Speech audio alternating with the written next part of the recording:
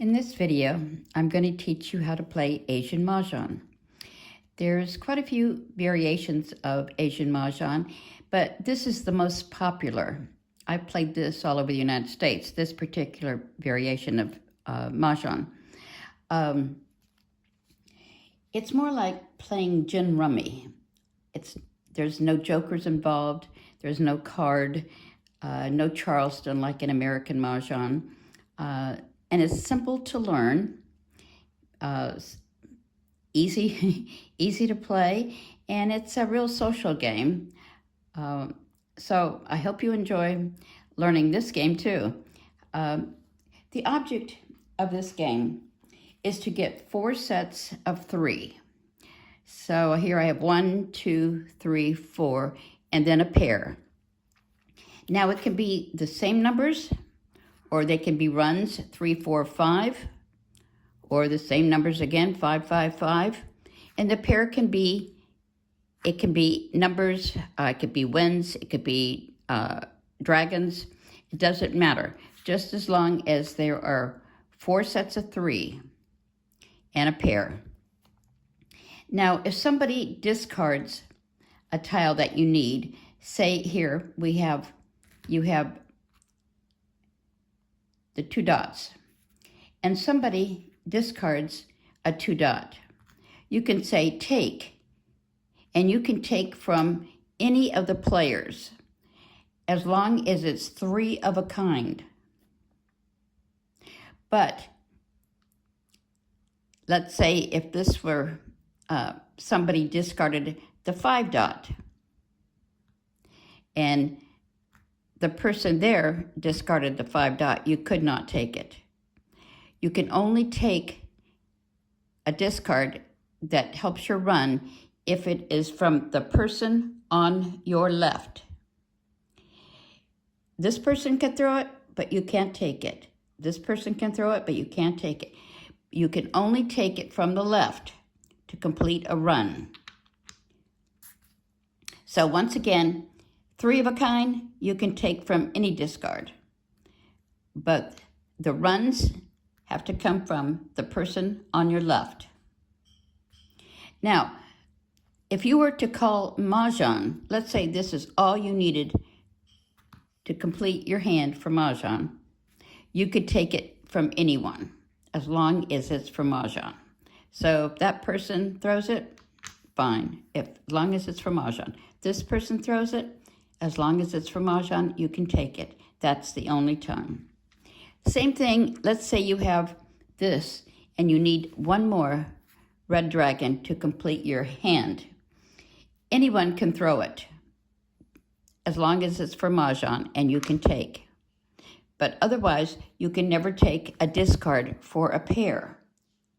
So the only way that you're going to get a pair is if you complete it yourself, or if someone throws it and it's for Mah Jongg.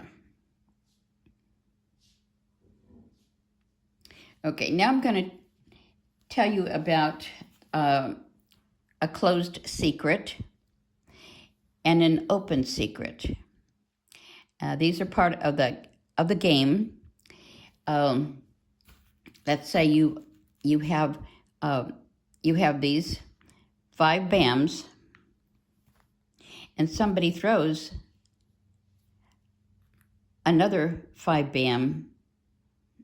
You would call it for an open secret, and you would display it on top of your rack like this.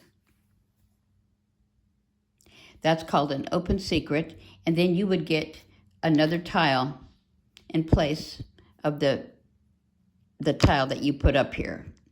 So you always want to have 13 in your hand, 13 altogether. So you're going to have an extra one because you're doing an open secret. So just remember, anytime you do a secret, open or closed, you'll get another tile. So let's say now that you had this in your hand, and you drew this from the wall, and then you have 4 of the same tile. Then you would say, I have I have a concealed or closed secret, and you would put it upside down, and then you would get another tile for that. Now, the scoring on a closed secret, when the game is over, it's 50 cents. And open secret is 25 cents.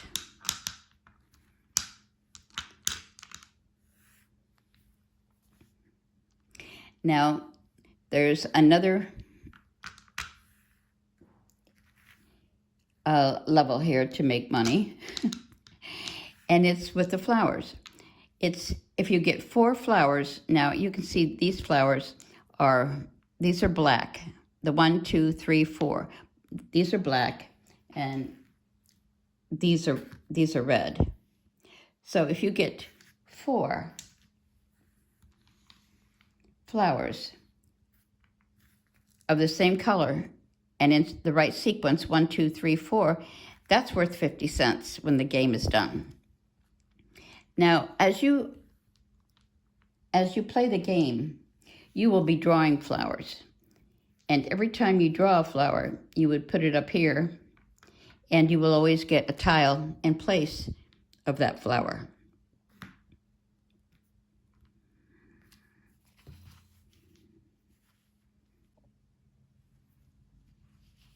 Now, if you called for, let's say, the 5 dot,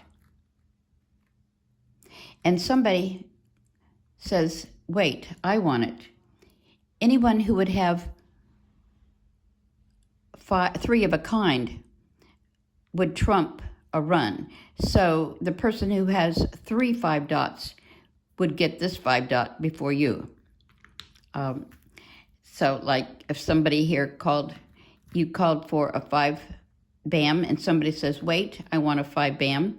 Well, you know that you're the one that's going to get it because you have 2 5 bams, and 3 of a kind trump a run. So they probably have it just in their run. So you would get the 3. You would get the 5 bam to complete your run. And each time that you take a tile from a discard, you expose it. So this is your hand. Someone has thrown out, the person on your left has thrown out the 5 dot. You say call. You would put these up, take this, and show your run. Now, when you draw your tiles, you do not show them. So let's say it's my draw, and I drew my tile, and it's a 2 dot. I don't show it. I just keep it here. The only time you have to expose your tiles is when you call for a discard. Now, on a mahjong, if 2 people call for the same tile for a mahjong, it's the next person in turn that gets the mahjong. So let's say this person called for a mahjong, and that person called for a mahjong. This person would get it because he's next in line where I threw the tile. That person would get the mahjong. So just remember, 3 of a kind trump a run. And the next person in line would get the mahjong if 2 called for it at the same time. Now, I have the videos for building the wall, breaking the wall, and starting to play. And it's next in line. And I've got three videos of playing the game that you need to watch. They're all below. If you've enjoyed this video, please like and subscribe. Thank you.